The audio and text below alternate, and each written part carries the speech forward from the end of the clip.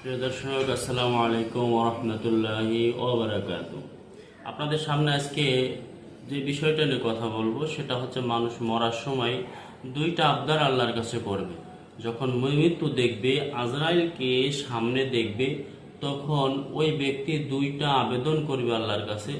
যে আবেদন সবাই করবে, যে আবেদনটা আল্লাহর কাছে করবে, ওই কথাটা আল্লাহ পাক 28 নম্বর পারায় সূরা মুনাফিকুনের 28 নম্বর পারায় সূরা মুনাফিকুনের 10-11 নম্বর আয়াত, অর্থাৎ এই সূরার শেষের অংশ এই ব্যাপারে আল্লাহ পাক সম্পূর্ণ তুলে ধরেছে। মানুষ যখন মৃত্যুর কোলে ঢলে পড়বে তখন দুইটা আবদার করবে। সে কি সেই দুইটা আবদার? আসুন আমরা কোরআন থেকে শুনি দুইটা আবদার কি। আল্লাহ পাক কোরআনুল কারিমের মুনাফিকুনের যে কথা বলেছেন 10 নম্বর আয়াতে, ওয়া আনফিকু মিম্মা রাযাকনাকুম মিন ক্বাবল আইয়াতি আহাদাকুমুল মাউত ফায়াকুল রাব্বি লাউলা আখারতানি ইলা আজালিন করিব। অর্থাৎ আল্লাহ পাক বলল, ওয়া আনফিকু, তোমরা খরচ করো, মিম্মা রাযাকনাকুম মিন ক্বাবলি আইয়াতি আহাদাকুমুল মাউত, মৃত্যু আসার আগে তোমরা আল্লাহর রাস্তায় খরচ করো। যে সম্পদ আমি তোমাদেরকে দিয়েছি, যে টাকা পয়সা আমি দিয়েছি, তা থেকে তোমরা আমি আল্লাহর রাস্তায় খরচ করো। তারপরে বলছে, ফায়াকুল রাব্বি লাউলা আখারতানি ইলা আজালিন করিব ফাসাদদাকা ওয়া আকুম মিনাস সালিহিন। এই দুইটা আবদার, এই যে সামনে যেটুক পড়লাম,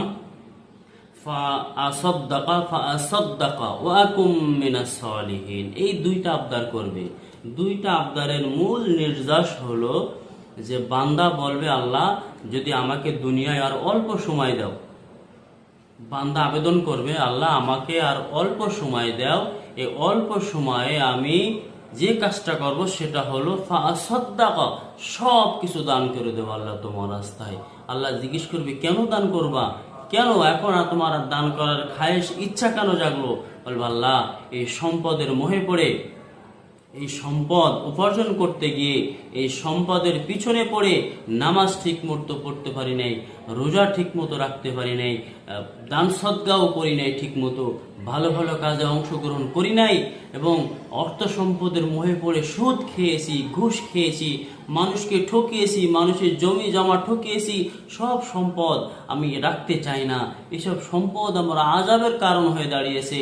এই সম্পদ পেয়ে ছেলে মেয়েরা ভাগাভাগি করে মারামারি করতেছে।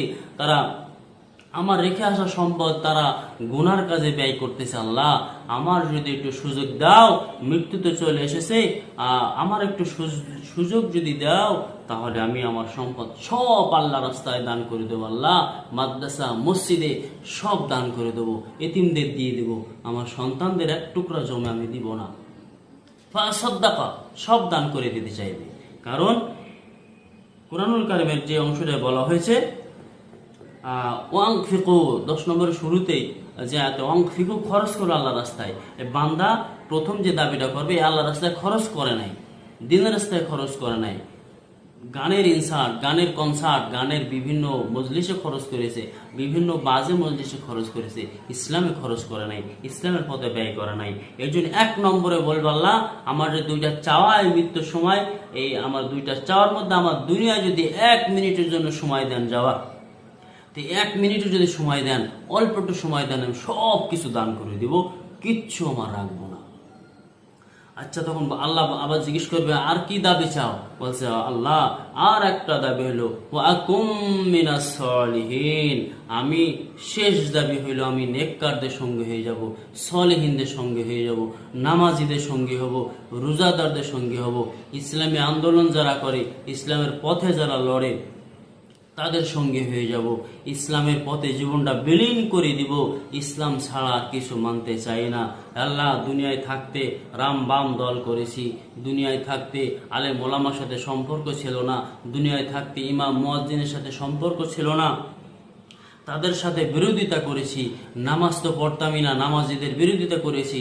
নামাজ তো পড়তাম না, আলেম ছিলাম না, আলেমদের বিরোধিতা করেছি। কোরআন মানিনি, কোরআনের বিরোধিতা করেছি। আল্লাহ যদি একটু সময় দাও, এই অল্প 1-2 সেকেন্ড হোক, 1 মিনিট হোক, যদি সময় দাও আল্লাহ, তাহলে আমি এই দুইটা কাজ করব। ফাসাদ্দাকা ওয়া আকুম মিনাস সালিহিন, একটা তোমার রাস্তায় সব দান করে আসবো, আর একটা হচ্ছে ভালো মানুষ হয়ে যাব, আর গুনাহ করব না, আর সুদ খাবো না, আর জিনা করব না, আর বেপর্দাভাবে চলবো না, আর মানুষের হক নষ্ট করব না, মানুষকে ফাঁকি দিব না, আর মানুষের জমি দখল করব না, সব ভালো হয়ে যাব আল্লাহ, আমার একটু সময় দেন, আমি সব ভালো হয়ে যাব। তখন আল্লাহ শেষের আয়াতে 11 নম্বর আয়াতে 28 নম্বর পারায় সূরা মুনাফিকুনের 10-11 নম্বর আয়াতের কথা বলছি, আর 10 নম্বরের কথা বললাম। 11 নম্বর আয়াতে আল্লাহ পাক কি বলছে শুনে নিন। বান্দা যখন আবেদন করবে, আল্লাহ আমার দুনিয়ায় এক টুকরা সময় দেন, একটু সময় দেন, এই সময়টুকু দেন, এই সময়টুকু 2টা কাজ করে অক্ষণে আপনি আবার মৃত্যু দিয়ে দিন। শেষ পর্যন্ত আল্লাহ কি বলছে 11 নম্বরেতে, ওয়ালাই ইউআখিরুল্লাহু নাফসান ইজা জাআ আজালুহা আল্লাহু খাবীরুম বিমা তা'মালুন। 11 নম্বর আয়াত আল্লাহ বলছে, না না না মিয়া, তোমাকে তো সময় দিছিলাম, 60 বছর 70 বছর হায়াত দিছিলাম, তোমার অর্থ সম্পদ দিয়ে পরীক্ষা করেছিলাম, সুযোগ দিছিলাম, তুমি সুযোগ পেয়ে সুযোগের সদ্ব্যবহার করেছো, কাজে লাগাওনি। তোমার তো আমি দুনিয়ায় যথেষ্ট পরিমাণ সময় দিয়েছি, তুমি কেন 1 মিনিট সময় চাইবা, কেন তুমি অল্প সময় চাইবা? তোমার তো দীর্ঘ সময় 80 70 80 100 বছর 50 60 70 মতান্তর অসংখ্য সময় তোমাকে দেওয়া হয়েছে, তুমি তো মানো নাই, এখন কেন সময় চাচ্ছ? আল্লাহু আকবার। আল্লাহ শেষ পর্যন্ত আর সময় দেবে না। আল্লাহ জানে এই যদি আবার ফিরে দিই সে অপকর্মই করবে, কোনোদিন সে সোজা হবে না। এর জন্য আসুন মৃত্যুর আগে আমরা আমাদের কার্যাবলীকে সঠিকভাবে পরিচালনা করি। মৃত্যু আসার আগে এই যে আল্লাহ পাক 2টা স্বীকৃতি চাইবে, 2টা অনুমতি চাইবে, কিন্তু মানুষ পাইবে না। একটা হচ্ছে দান সদকা করা, আর একটা হচ্ছে নেককারদের সঙ্গী হওয়া, আলেম ওলামাদের সঙ্গী হওয়া। আমরা আলেমদের বিরোধিতা করি, আলেমদের পক্ষে নাই।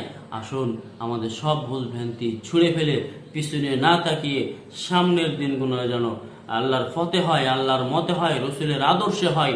আল্লাহ পাক আমাদের সকলকে আমলগুলো করার তৌফিক দান করুক।